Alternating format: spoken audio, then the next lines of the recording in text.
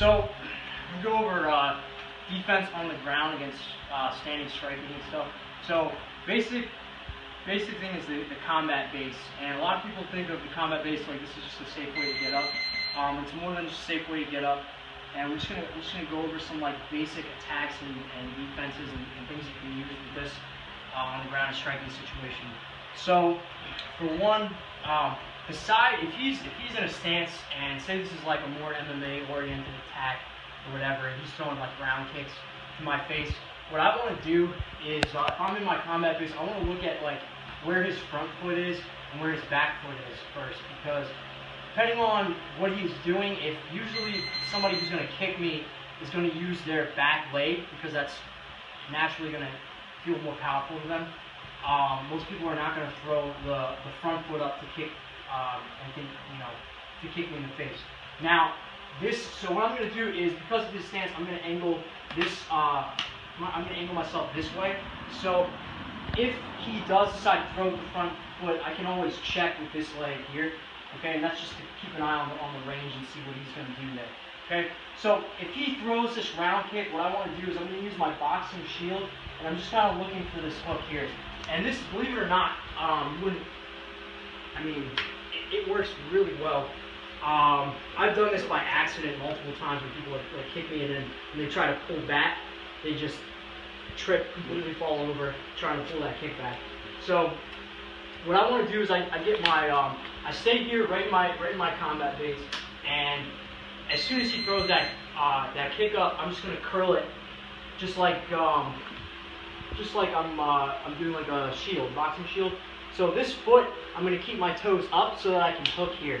Okay. Now, if I can't grab the leg, that's fine. Usually, if I hook this, I can hook this, and he can start to fall back, and then I'll feed it, and then start to stand up from there. And that's just the first like basic kind of thing. But the concept is, if he's throwing off the back leg, I have this. I can catch it here. I can come right across right away, and then I have my footlocks from there. So that's one option.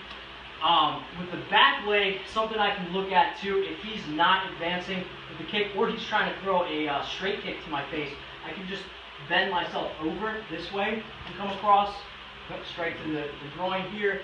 I also have knee strikes here right away. If I want to hyperextend the knee, the best thing to do is to hook first and then kick through here.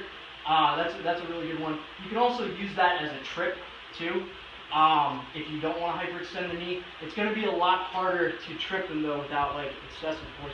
Guys who have decent balance are going to be able to not fall over from that. Okay, but right away, this is kind of like, think about it in Jiu-Jitsu, this is kind of like my stop kick here on the ground, and then coming here, strike to the groin. Now another thing, if he starts closing the distance right away, like he's going to try and punch me, I'm going to use one foot here, and then I'm grabbing.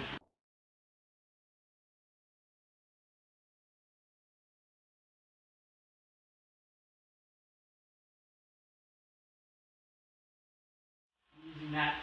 So, a lot of people will tell you, like in a street fight, like you don't want to invert or anything like that. But if I want to really use my jiu-jitsu here, and he's starting to drop down on me, what I'm going to do is I'm going to slightly invert here, because if I'm in a situation where someone's on top of me, okay, and they're standing and I'm in a striking situation, now this is a good place for me because I have, if say there's other opponents nearby, he's actually like keeping them off of me by being this close, okay? So in a sense, he's protecting me here. I have nut shots here right away, okay? This is a good place for me to sweep him or throw him into somebody else if somebody's behind me right away. But in any situation, go back a little bit, in any situation where it immediately goes into striking or whatever, I want to keep at least one foot that's pushing away and one foot that's hooking. I never want to do 2 feet that are pushing, not usually. Some situations, there can always be some leeway there, But if I put 2 feet pushing, the problem with that is if he just pushes my legs to the side, boom, now I have no defenses left.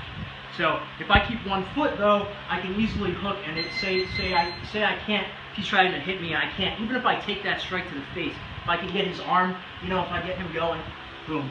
Okay, now I'm in a situation where I can go right into foot locks here. I can start to sit him right into mount. I have arm bars right away.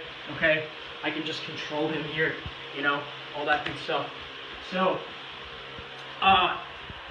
this is just, you always want to keep the mentality that, that one's hooking, one's pushing. Okay, so like I said, here he's kicking, I'm back here. Okay, if he's trying to punch me, I'm coming up high, and I'm just kind of. The other thing you can do is if you curl up fast enough into a ball, you can hit him right in the face as he's starting to come down. Get your little Jukendo interception right there. So that's just like basic striking on the ground, kind of understanding the combat base and everything. Now the technical get up is just, you know, we keep our hands up, stand up this way. We always want to face our opponent or aggressor or whoever. Okay. Now multiple opponents. Just go over one more thing. So if he's crowding me here and say for whatever reason I'm not in my combat base and I can't get to my combat base where it doesn't make sense to go into it. Another way I can be defensive here is to hook and then come out to here. Okay, and that's the same situation here. As we just kind of bundle up, almost inverted here, and get nice and tight. And here I have like lots of strikes here and here.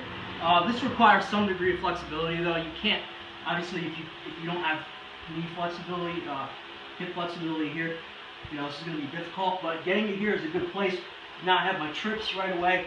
When I have the opportunity, anytime he tries to drop weight on me or punch me, I have this off balancing right away. You know, have the foot locks and come in this way, put pressure on him while we hit him here. And he has that.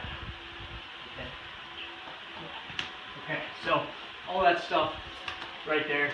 So just real important that you recognize it's never good.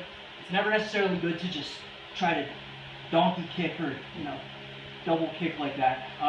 If you think your leg press is the greatest in the world, you know, maybe it's good for you to do that. I don't know. But I would say like smartest thing to do to make sure you keep yourself in check and don't leave any openings for yourself is to always keep one foot back as a hook.